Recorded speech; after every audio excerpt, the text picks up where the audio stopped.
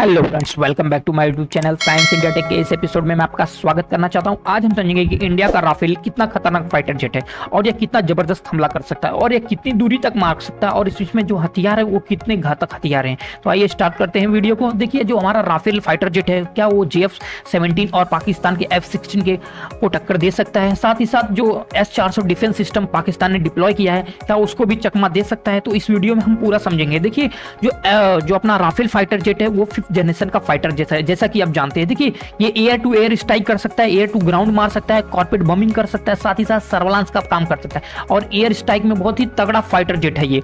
देखिए, राफेल जो है ना वो डबल इंजन का फाइटर जेट है। देखिए, पाकिस्तान ने जो अपना JF-17 है ना वो इंडियन बॉर्डर के पास डिप्लॉय नहीं किया, क्योंकि उसको JF-17 जो है पाकिस्तान और चाइना ने मिलकर बनाया, तो उसमें वो उतना ज्यादा जो इफिशियंट है, जो उसके रडार होता है ना, रडार को उन्होंने रिप्लेस कर दिया है JF-17 का, तो उसकी जो स्ट्रेंथ है वो बहुत ही कम हो गई है। तो ये बहुत ही कम है कि ये रडार में किसी को टैकल कर सकता है। देखिए, F-16 की है तो आप देख ही सकते हो कि नहीं, ये सिंगल इंजन का फाइटर जेट है और F-16 को पहले ही MiG-21 से मारा गया है, तो ये उतना ज्यादा घातक नहीं है। देखिए, अब हम राफेल की बात कर लेते हैं। जो राफेल है, जो इसमें हथियार यूज किए हैं वो कितने खतरनाक है। देखिए, जो राफेल में है ना, मिट्योर मिसाइल लगाई गई है। मिट्योर मिसाइल ने 100 किलोमीटर तक इसकी रेंज है और एक और मिसाइल गई है शॉर्ट रेंज के लिए लगाया, मिको मिसाइल लगाई गई है। इसके एयर टू एयर मिसाइल है, मतलब एयर में किसी तरह का मतलब फाइटर जेट है तो उसको मारने में ये पूरी तरह से सक्षम है। जो मिट्योर मिसाइल की कैपेसिटी है, जो रेंज है वो 100 किलोमीटर है और जो कि मिको मिसाइल की रेंज है उसकी 80 किलोमीटर तक है। जो स्पीड, मैक्सिमम स्पीड की बात कर ली जाए इसमें,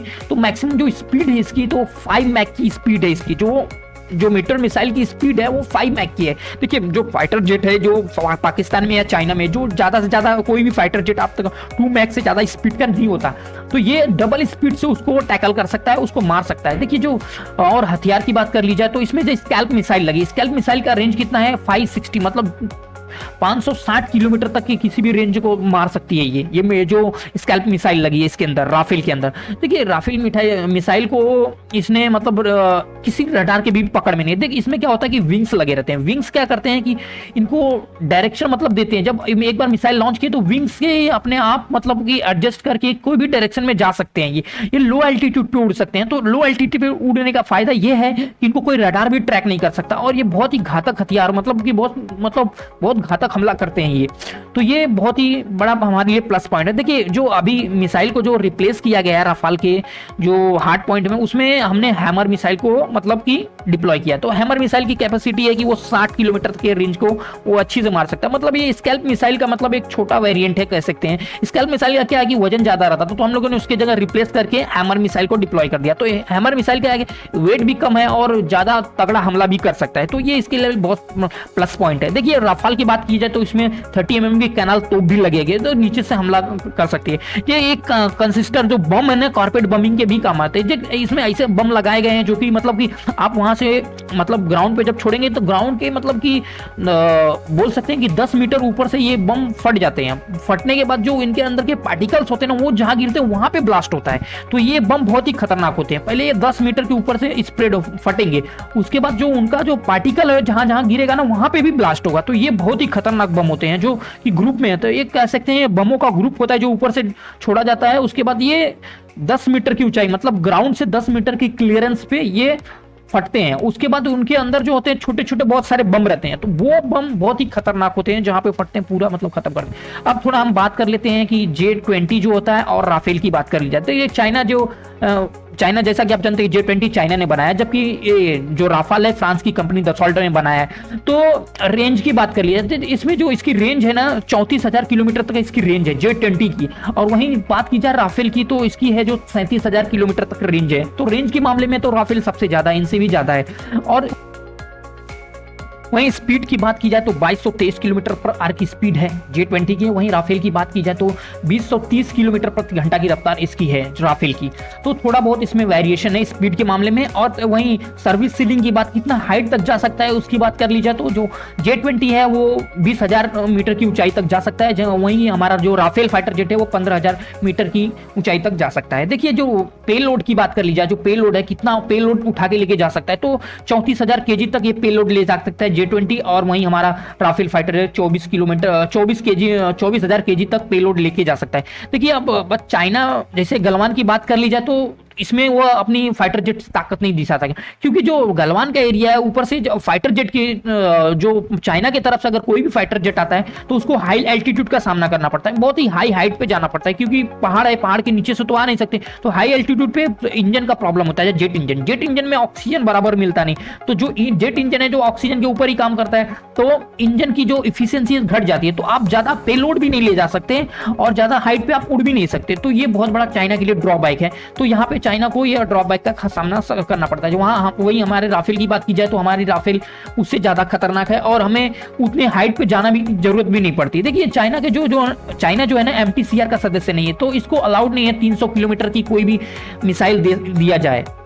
वहीं राफेल की बात की जाए तो देख राफेल जो है ना लो एल्टीट्यूड पे उड़ सकता है, लो एल्टीट्यूड पे उड़ सकता है। लो एल्टीट्यूड पे उड़ने का सबसे बड़ा यह फायदा है कि वो रडार में नहीं आएगा, और साथ ही साथ ये 5th जनरेशन का फाइटर जो है पूरी स्टील टेक्नोलॉजी से लैस है। देखिए स्टील टेक्नोलॉजी ऐसी टेक्नोलॉजी होती है जिसके जरिए कोई भी रडार तुम्हारे फाइटर जेट को टैकल नहीं करता। रडार क्या होता है, एक तरह का वेब्स छोड़ता है जो टकरा के दोबारा जाती है तो उससे पता करता है। तो ये स्टील टेक्नोलॉजी में क्या होता है कि वो जो वेब्स आती है टकराने के लिए, वो उसको डायरेक्शन उसका चेंज कर सकता है, या तो वो वेब्स को वो एब्जॉर्ब कर लेता है। तो ये स्टील टेक्नोलॉजी में ऐसे फाइटर जेट को बनाया जाता है ताकि वो जो रडार का जो वेब्स हैं उनको एब्जॉर्ब कर ले या उनका डायरेक्शन चेंज कर दे, ताकि वो दोबारा जा ना सके, क्योंकि वो दोबारा जाएंगी तो वहां पे ग्राफ बना देंगी कि ऐसा ऐसा कोई है जो ऑब्स्टेकल है जो ऐसा ऐसा है, तो वो उसके ट्रैक कर लेंगे। तो इसके लिए ये स्टील टेक्नोलॉजी यूज की जाती है। देखिए राफेल में जो हेलमेट में ना डिस्प्ले है, मतलब डिस्प्ले से ही इसको टारगेट को लॉक किया जा सकता है, तो इसमें बहुत ही जबरदस्त सिस्टम है डिस्प्ले का, तो आपको कुछ उसमें ज्यादा करने की जरूरत नहीं, डायरेक्ट डिस्प्ले से भी आप उसको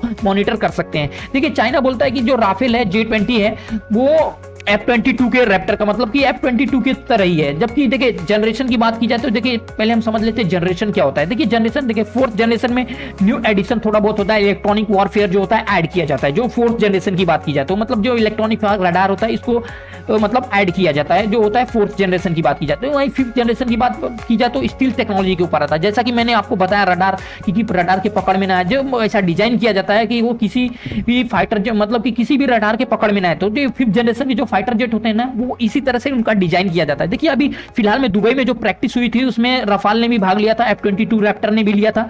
तो जो रफाल था अपना F-22 रैप्टर को अपने जो टारगेट में लॉक कर लिया था। देखिए टारगेट में लॉक करने का मतलब आप 100% उसको जब चाहे तब मार सकते हैं, तो लेकिन प्रैक्टिस था तो उसने मतलब लॉक किया था, बस एक प्रैक्टिस ही तरह था। देखिए जो अंबाला एयरबेस पे जब हमारा राफेल फाइटर जेट उतरा था तो उसको वाटर सैल्यूट किया गया था। देखिए वाटर सैल्यूट क्या होता है, देखिए जब कोई भी फाइटर जेट है अपने बेड़े में मतलब इंडियन बेड़े में आता है तो उसको मतलब वाटर सैल्यूट दिया जाता है, और जब बेड़े से बाहर निकलता है रिटायर होता है तब भी उसको वाटर सैल्यूट किया जाता है। ये मतलब एक तरह से कह सकते हैं एक प्रोटोकॉल्स है, एक परंपरा है, तो इसको फॉलो किया जाता है। देखिए राफेल फाइटर जेट में जो हार्ड पॉइंट है उसके साथ जो फ्यूल टैंक है, देखिए आप फ्यूल टैंक है तो इसमें बहुत ज्यादा कैपेसिटी है और ये कैपेसिटी इसको बहुत ताकतवर बना देती है राफेल फाइटर जेट को। तो राफेल फाइटर जेट की बात की जाए तो जो रडार की बात की जाए तो रडार के भी पकड़ में नहीं आता, क्योंकि जो भी चीजें लो एल्टीट्यूड पे उड़ती है ना, एकदम लो एल्टीट्यूड पे रहती है तो उनको जल्दी रडार भी नहीं ट्रैक कर पाता। देखिए 400 डिफेंस सिस्टम का एक डिसएडवांटेज है कि वो लो एल्टीट्यूड पे जो चीजें हैं उसको जल्दी ट्रैकल नहीं कर पाता, और अपने राफेल फाइटर जेट की ये सबसे बड़ी खासियत है कि वो लो एल्टीट्यूड पे उड़ता है,